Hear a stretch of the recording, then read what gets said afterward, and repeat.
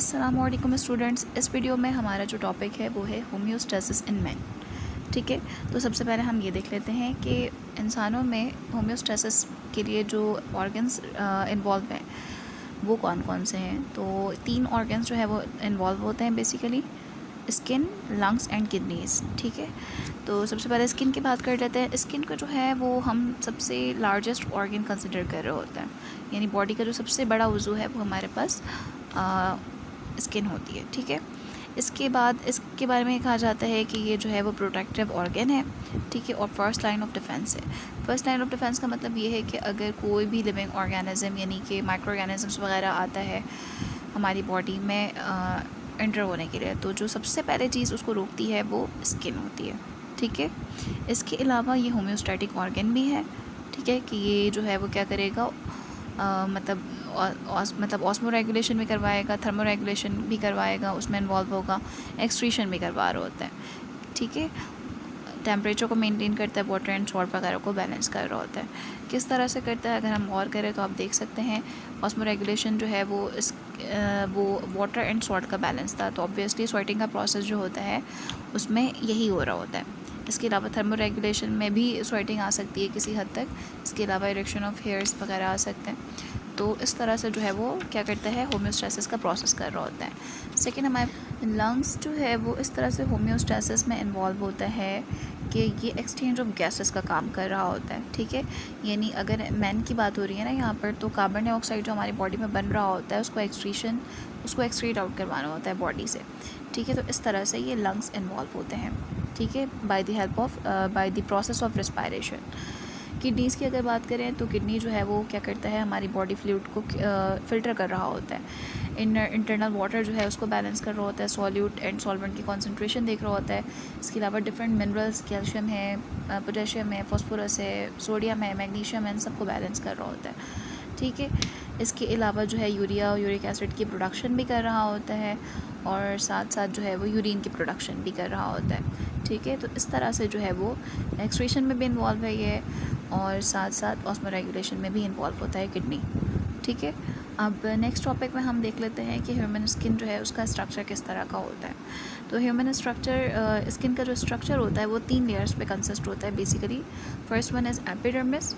ठीक है, डर्म का वर्ड जो है वो स्किन के लिए यूज़ करते हैं। एपी का मतलब होता है कह सकते हैं कि जो लेयर सबसे ऊपरी जानिब होती है उसको कहते हैं। डर्मिस सेकेंड लेयर होती है, एंड हाइपोडर्मिस सबसे लास्ट लेयर होती है। हाइपो मीन्स ही क्या होता है, बिलो, यानी कि नीचे वाली साइड की जानिब जो लेयर है उसको हम हाइपोडर्मिस कह रहे हैं। ठीक है, तो आउटर लेयर हमारे पास क्या है, एपिडर्मिस है, और ये हमारे पास डेड सेल से बनी हुई होती है, जिसको डेड सेल से बनी होती है, और प्रोटीन एक होता है जिसका नाम होता है केराटिन, उस पर कंसिस्ट होती है।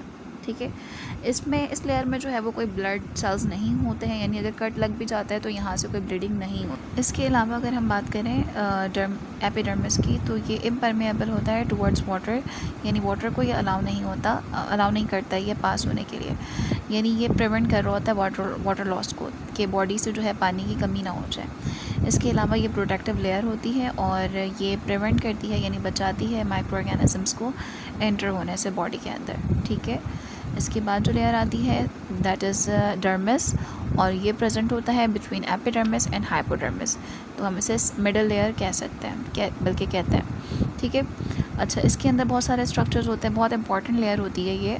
तो इसमें जो है वो नर्व्स लगे हुए होते हैं, यानी सेल्स होते हैं, ब्रेन सेल्स होते हैं। ठीक है, यानी कि ये क्या करता है, ब्रेन को डायरेक्ट मैसेज दे रहा होता है। किसके थ्रू, वो इसलिए देता है क्योंकि यहाँ पर जो रिसेप्टर्स लगे हुए हैं ना, वो क्या करते हैं, टेम्परेचर को फील करते हैं, हीट को फील कर रहे होते हैं, हीट चेंज जो होता है।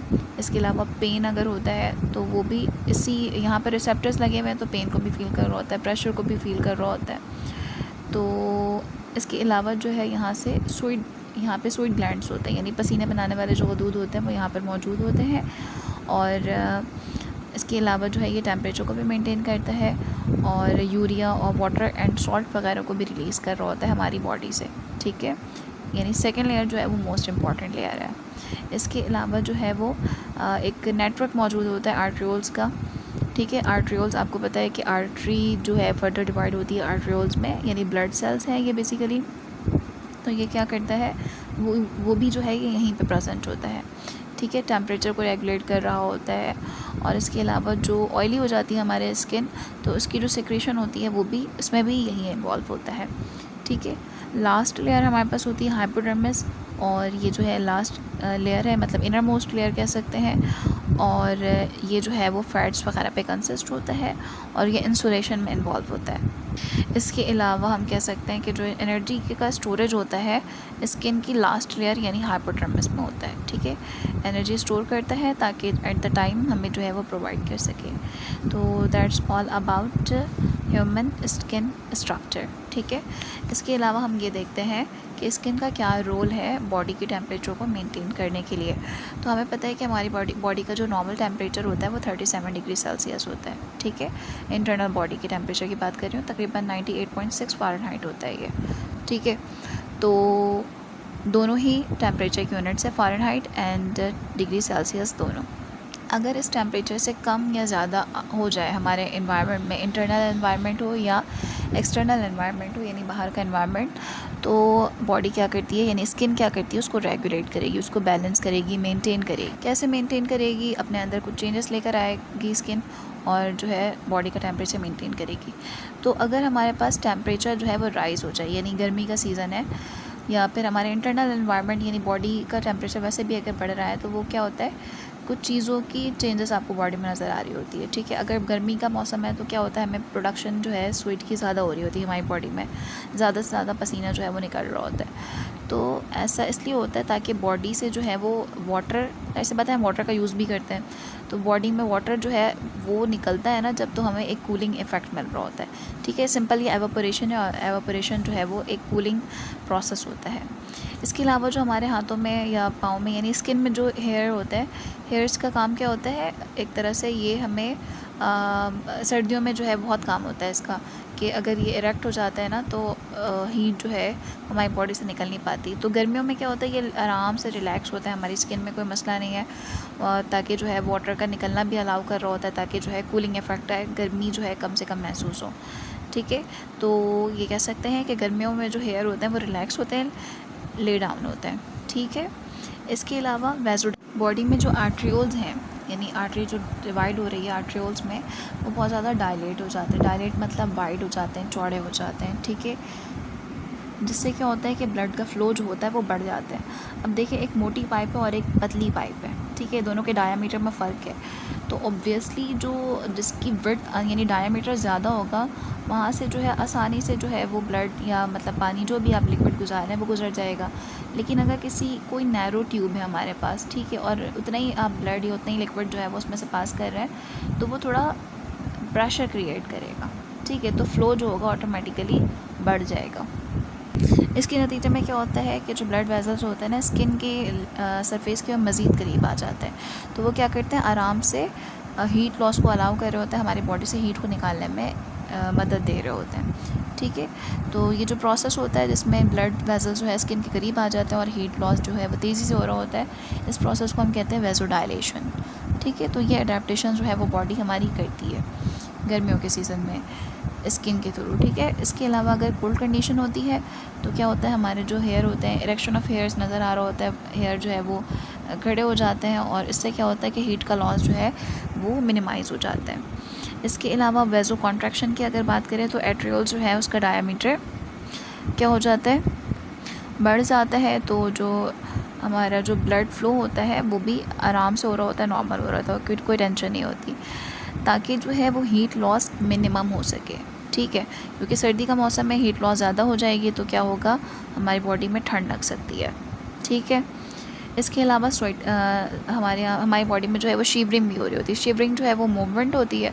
मूवमेंट अगर होती है किसी भी बॉडी मतलब किसी भी जगह पे आप रब करें या मूवमेंट हो तो ऑटोमेटिकली हीट प्रोडक्शन हो रही होती है, तो शिवरिंग भी एक अच्छा साइन होता है। इसके अलावा जो है स्वेट प्रोडक्शन कम हो जाती है। ऑब्वियसली हमें पता है कि सर्दी का मौसम होता है तो स्वेटिंग जो है वो मिनिमम हो जाती है, या कह सकते हैं कि रुकी जाती है। ठीक है, तो इन तरीके से जो है स्किन क्या करता है, अपने आप को स्किन का मतलब ये रोल होता है कि वो इन प्रोसेसेस को अपनाता है ताकि जो है बॉडी से हीट को निकलने में, अगर सर्दी का मौसम है तो प्रिवेंट करता है, और अगर गर्मी का मौसम है तो इस तरह से हीट को रिलीज़ करवा रहा होता है। ठीक है, इसके बाद जो है एक और टॉपिक, बल्कि एक और पॉइंट है इसमें, मेटाबॉलिज्म जो है बहुत ज़्यादा फास्ट हो जाता है सर्दियों में। इसके अलावा जो है वो सर्दियों में हम हैवी ग़िज़ा भी खा रहे होते हैं, ठीक है, तो वो उसकी भी डिपोजिशन हो रही होती है हमारे ब्लड में, तो उसमें भी कहीं ना कहीं इन्वॉल्वमेंट हमें नज़र आ रही होती है। स्किन जो है वो क्या करेगा, उसको रेगुलेट कर रहा होता है, ठीक, क्योंकि अगर हम हैवी ग़िज़ा खाते हैं ना तो एट द एंड जो ब्रेक डाउन होता है, हमारे जो फूड होता है उसका ब्रेक डाउन आपके ब्लड में हो रहा होता है, ठीक है, तो हेवी ग़िज़ा को डाइजेस्ट करने के लिए ज़्यादा एनर्जी चाहिए होती है, तो यही क्या वजह बनती है कि हमारी बॉडी को वार्म रखता है और हीट लॉस कम से कम हो पाती है, ठीक। तो ये हमारे पास स्किन का रोल था बेसिकली। अब हम नेक्स्ट टॉपिक में रोल ऑफ़ किडनी को देखते हैं कि ब्लड कॉम्पोजिशन को किस तरह से मेंटेन करके रखता है। तो ये छोटा सा टॉपिक है, इसको हम इसी वीडियो में कवर कर लेंगे। तो हमें पता है कि ब्लड जो है वो डिफरेंट चीज़ों पे कंसिस्ट होता है, ठीक है। 70% तो इसमें हमारे पास वाटर है, इसके अलावा प्लाज्मा भी मौजूद होता है, इसके अलावा जो है डिफरेंट आइंस मौजूद हैं, लाइक सोडियम आइन है, क्लोराइड आइन है, कैल्शियम आइन है, पोटेशियम आइन है, बहुत सारे आइंस मौजूद होते हैं। तो इन सब को बैलेंस रखना जो है वो ब्लड का काम होता है, ठीक है। किस तरह से रेगुलेट करें, बेसिकली पूरा सिस्टम होता है, अगर किसी चीज़ की कमी हो जाती है या ज़्यादती हो जाती है तो वो फ़ौरन से हमारी बॉडी में जो है वो एक नर्वस सिस्टम होता है, वो क्या करता है, ब्रेन को मैसेज देता है, तो मैसेज रिसीव करने के बाद जो है वो फ़ौरन से उन चीज़ों की प्रोडक्शन स्टार्ट कर देता है, उन चीज़ को रिलीज़ करना शुरू कर देता है ब्लड में, ताकि जो है वो सारी चीज़ें बैलेंस में रहे, चेक एंड बैलेंस पे रखता है, ठीक है। तो ये जो बैलेंस में रखने का काम होता है ये ब्लड कर रहा होता है। अगर कोई चीज़ एक्स्ट्रा है तो वो वेस्टेज बना देगा, वेस्ट प्रोडक्ट बना देगा, और अगर किसी चीज़ की कमी है तो वो फ़ौरन से ब्रेन को कहेगा कि भाई आप जो है इन चीज़ों की प्रोडक्शन करवाते हैं, ठीक है। अगर वाटर ज़्यादा है तो वो बार बार किडनी के थ्रू जो है रीअब्जॉर्प्शन का प्रोसेस हो रहा होता है। तो ब्लड जो है वो बेसिकली उसका काम ही यही है कि वो मिनरल्स वगैरह को, वाटर को बैलेंस करके रखे, ठीक है। तो ये काम कौन करवा रहा है, किडनी करवा रहा होता है, ठीक है। ब्लड कॉम्पोजिशन को कंट्रोल कौन कर रहा है, किडनी कर रहा है, ठीक है जनाब। तो इस वीडियो में इतना ही। अब नेक्स्ट वीडियो में जो है वो हम urinary system in man discuss करेंगे।